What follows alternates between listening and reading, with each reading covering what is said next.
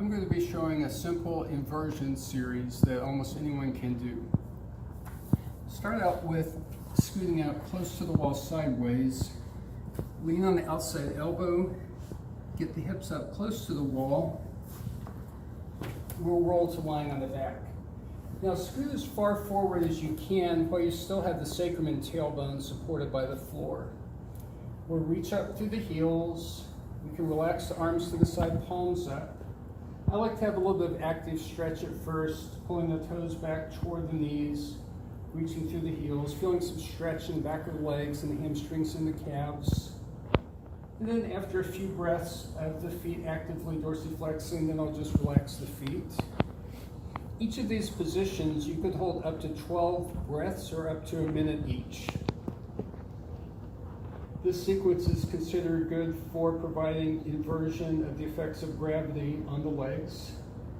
It's considered good for the circulation of the blood and the lymph fluid in the legs. It feels very relaxing to do at the end of the day, at the end of a longer yoga routine.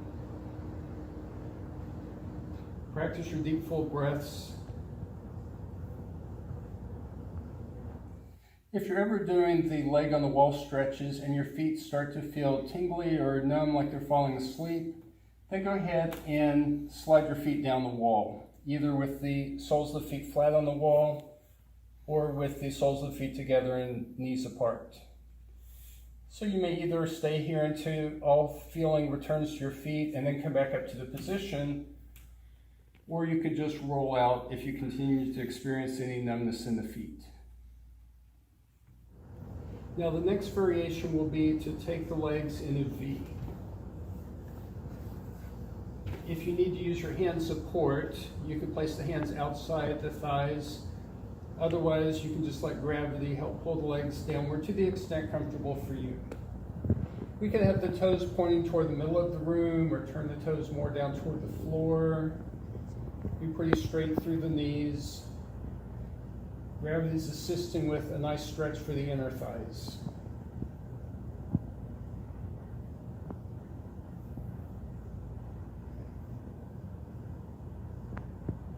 When you're ready to move on, use your hand's assistance to bring the legs back up. Now we'll cross the left ankle over the right thigh. Stay dorsiflexed with the left foot. We'll slide the right heel down a little bit. The right knee bends away from the wall, helping increase the stretch in the back of the left hip in the gluteal and piriformis muscles, but still stay grounded through the sacrum and through the tailbone. This is a good stretch to counteract one type of sciatica.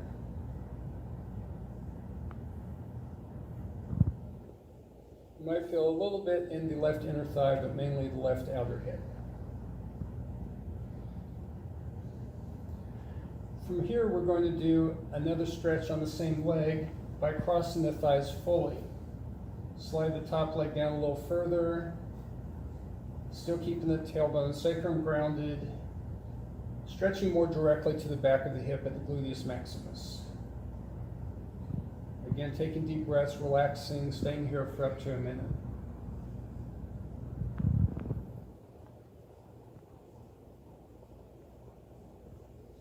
Now we'll take both legs up again.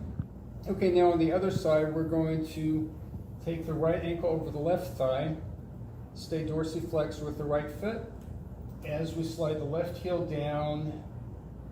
And so again, still stay grounded to the sacrum and tailbone, feeling that stretch mainly in the back of the right hip and right outer back thigh, and maybe a little bit to the right inner thigh as well.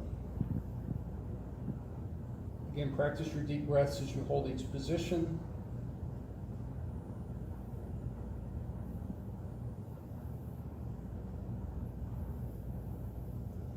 Take that left heel up slightly as we bring the right thigh fully over the left. As we slide that left heel down a little further, keeping the sacrum and tailbone grounded, focusing on that stretch directly to the back of the right hip.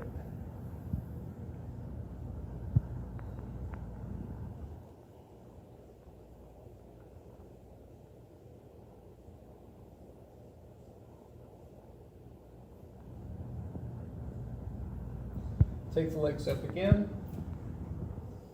Now we'll slide the feet down, bring the soles of the feet together as the knees move out to the sides.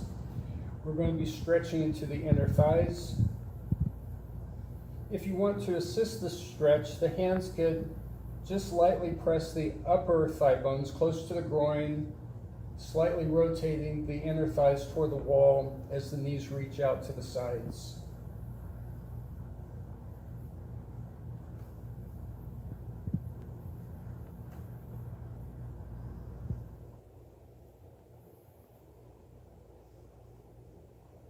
Then we'll pull the knees over the abdomen, the feet flat on the wall, the low back flat to the mat as we're in a squat position, focusing on that low back stretch.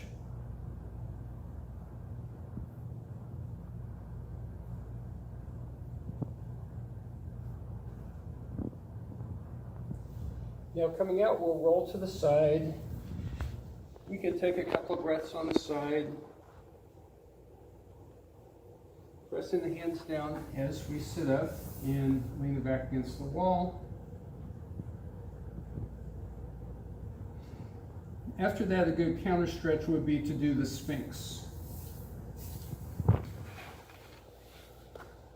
So for Sphinx, we're going to be resting on the elbows under the shoulders.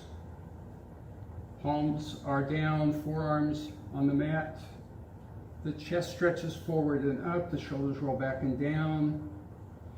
We can engage the abdominal muscles to pull the navel away from the floor as needed to support the low back. Feeling long through the back of the neck, tall through the head. Or if you want more stretch here, we could even lift up to a cobra.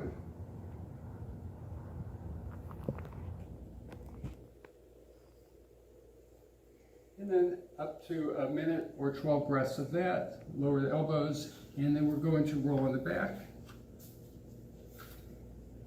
Hugging both knees in. Whether you hold on top of the knees or behind the thighs. Option of lifting forehead, option of rolling a little side to side.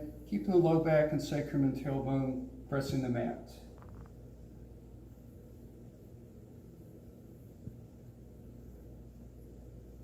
After about 30 seconds here, then lower the feet, roll to the side and sit up.